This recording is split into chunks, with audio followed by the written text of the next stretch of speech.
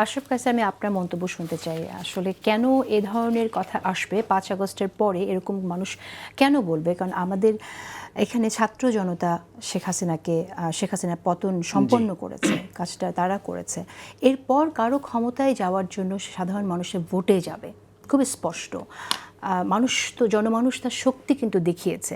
এরপরও এইরকম প্রশ্নটা কেন আসে যে ভারতের সাথে সম্পর্ক রাখছে ক্ষমতায় যাওয়ার জন্য?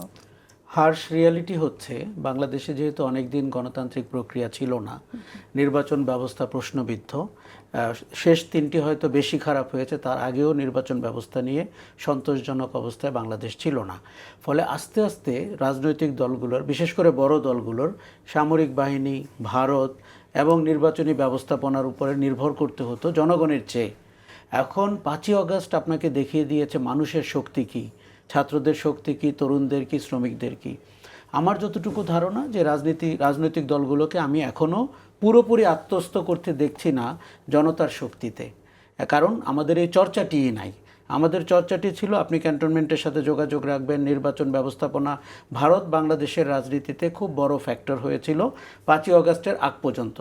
এবং আমরা দেখুন জামাতে ইসলামীর কথা বলি, আপনি যদি ভারতে বিজেপির সমালোচনা করে থাকেন, বাংলাদেশে জামাতে ইসলামীর এবং ধর্মভিত্তিক দলগুলোকে সমালোচনা করতে হবে। কেননা তারা ওই বিজেপি ভারতে যে রাজনীতিটি করে, তারা ওই রাজনীতিটি করে এদেশের ক্ষমতায় যেতে চায়। তারা মুখে ধর্মের কথা বলে কিন্তু কাজে কিন্তু তার পরিচয় নেই। আর ধর্মবিশ্বাসী মানুষরা ধর্ম নিয়ে রাজনীতি করা দল পছন্দ করেন না। এই হচ্ছে রিয়ালিটি। আমরা জামাতকে কি দেখলাম? একজন বিতর্কিত হিন্দু ধর্মাবলম্বী সম্পাদককে নিয়ে তার জনসভায় বক্তৃতা দেওয়ালো এবং তারা বলল সংখ্যালঘুদের ব্যাপারে তারা অতি যত্নশীল হবেন। দেখুন, এগুলো কিন্তু সব মুখের বুলি, কিন্তু বাস্তবে আমরা তাদের আচরণ দেখেছি, অতীতেও দেখেছি, বর্তমানেও দেখছি। কাজেই জামাত ইসলামীর ব্যাপারে ভারতের সাথে তার সম্পর্ক নিয়ে জামাত ইসলামী রিওয়ার্ক করতে চাচ্ছে। এবং মনে রাখবেন যে ধর্মভিত্তিক রাজনীতি যারা করে তাদের একটি মিল রয়েছে। তারা একে অন্যের চোখের দিকে তাকাতে পারে এবং ভাষা বুঝতে পারে, কারণ একই রাজনীতি করে দুই ভূখণ্ডে। কাজেই জামাত ইসলামীর ভারতের প্রতি তার সম্পর্ক পুনরুদ্ধার করার জন্য দেখুন ভারতকে তার সেই সূত্র যদি আমরা ধরি তাহলে তো বিজেপির সাথে জামাতের সম্পর্ক অনেক ভালো থাকার কথা। আমি নিশ্চিতভাবে মনে করি আদর্শিক সম্পর্ক খুব ভালো, কেননা ধর্মভিত্তিক আদর্শের একটা সুতো দুই পারেই রয়েছে। আর আপনি ধরেন যেই বিতর্কিত সম্পাদককে নিয়ে তারা তাদের অনুষ্ঠান করেছে, তারা সংখ্যালঘুদেরকে অতি যত্নে রাখবেন বলেছেন, প্রত্যেকটা কথার মধ্যে আপনি সন্দেহ খুঁজে পাবেন। কারণ মানুষ যখন বিশেষণ ব্যবহার করে তখন আপনি ধরে নেবেন যে এখানে সন্দেহ করার আছে। দেখুন, আপনি বিএনপির ৩১ দফার কথা বলছিলেন এবং বিশেষ একটি দফার কথা বলছিলেন যে আমাদের ভূখণ্ড বিচ্ছিন্নতাবাদীদেরকে ব্যবহার করতে দিব না। এগুলো কিন্তু সব ৫ই আগস্টের ২-৩ বছর আগে লেখা এবং বলা। আমার মনে হয় ৫ই আগস্ট বাংলাদেশের পুরো মানচিত্রটি, মানসপটটি এবং আশা আকাঙ্ক্ষার জায়গাটি এবং সাহসের জায়গাটি বড় করে দিয়েছে। এরপরে আমরা রাজনৈতিক দলগুলোকে অনেক সিরিয়াসলি এই বিষয়ে কথা বলতে দেখি নাই ভারতের ব্যাপারে।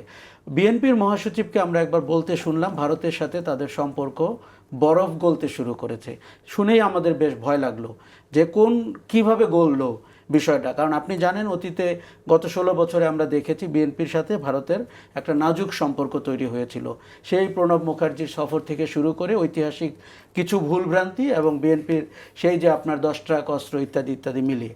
এখন দেখুন, আপনার রাজনীতিতে ভুলও থাকতে পারে, সাহসী পদক্ষেপও থাকতে পারে, সঠিক কাজও হতে পারে। তার যেন কোনো বোঝাপড়া বাংলাদেশের স্বার্থের বিনিময়ে না হয়, তার যেন কোনো বোঝাপড়া ৫ই আগস্টের মানুষের প্রত্যাশার বিনিময়ে না হয়।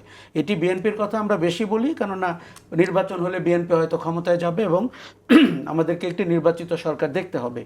আমার মনে হয় বাংলাদেশের রাজনীতি ভারতের ব্যাপারে বিরোধিতার জায়গায় যাওয়া দরকার নেই। যেমনটি উনি বলছিলেন যে বিএনপিকে আমরা ভারত বিরোধী রাজনীতি বলি। প্রতিবেশীর সাথে অতিমাত্রায় বিরোধিতাও খুব একটা সুখের ঘটনা না, বরঞ্চ ভারতের সাথে আমাদের সম্প্রীতির এবং সম্মানের এবং সঠিক অধিকারের সম্পর্কটি হোক। আমাদের একটি প্রশ্ন আসে যে ভারত কেন মনে করে যে আওয়ামী লীগ ছাড়া যে ক্ষমতায় আসবে সে ভারত বিরোধী ষড়যন্ত্রে লিপ্ত হবে? এটা কি তারা আসলে বিশ্বাস করে, নাকি অন্যায্য ফায়দা আওয়ামী লীগের কাছ থেকে নেওয়ার জন্য তাদের আওয়ামী লীগকে প্রয়োজন? এমনও হতে পারে এটি আওয়ামী লীগের বয়ান যেটি ভারত বিশ্বাস করে। এবং আওয়ামী লীগ যেহেতু, আপনি দেখুন আওয়ামী লীগ কিন্তু প্রতারণাপূর্ণ রাজনীতি করেছে সংখ্যালঘুদের নিয়ে। আপনাকে আমি স্ট্যাটিস্টিক্স দিয়ে বলতে পারবো আওয়ামী লীগ আমলে সংখ্যালঘুরা সবচেয়ে বেশি নির্যাতিত হয়, তাদের বাড়িঘর চলে যায়, তাদের ভোটাধিকার পর্যন্ত আওয়ামী লীগ নিয়ে নেয়।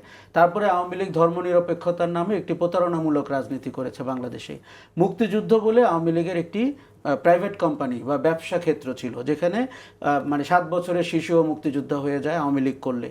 ভারত এই যে অভ্যন্তরীণ রাজনীতির এই চোরাগুলি, সেটি আওয়ামী লীগের ভেতর দিয়ে মনে করেছে তার স্বার্থ হাসিলের জন্য বেটার প্ল্যাটফর্ম। আর যেহেতু আওয়ামী লীগ বারবার বলে যে 71 সালে ভারত যে ঋণ, আমরা ভারতের কাছে ঋণী হয়েছি, এখন আপনি যদি কাউকে মৌকা দিয়ে দেন, তার সাথে আর কূটনৈতিক সম্পর্ক আপনি কি করবেন, আপনি নেগোসিয়েশন কি করবেন, বোঝাপড়া কি করবেন, যদি কেউ স্বামী স্ত্রী বলে ফেলে সম্পর্ককে, কিংবা রক্তের সম্পর্ক। দেখুন, আমাদের এখানে কিছু অযোগ্য লোক উপদেষ্টা ছিলেন, মন্ত্রী ছিলেন এবং বিনা ভোটে নির্বাচিত প্রধানমন্ত্রী ছিলেন।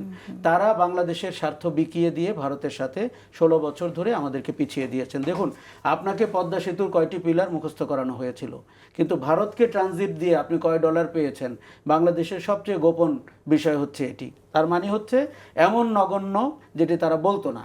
কাজে ভারতের সাথে সম্পর্ক আমরা কেন অতি সতর্ক। আমরা চাই না যে আগামীতে যারা নির্বাচিত হবেন তারা যেন তাদের রাজনৈতিক কৌশলের কারণে, কিংবা ক্ষমতায় টিকে থাকার কারণে, কিংবা অতীতের কোনো ভুলের কারণে অতিমাত্রায় সম্পর্ককে নিয়ে না যায়, এবং সেটি যেন বাংলাদেশের স্বার্থের পক্ষে থাকে।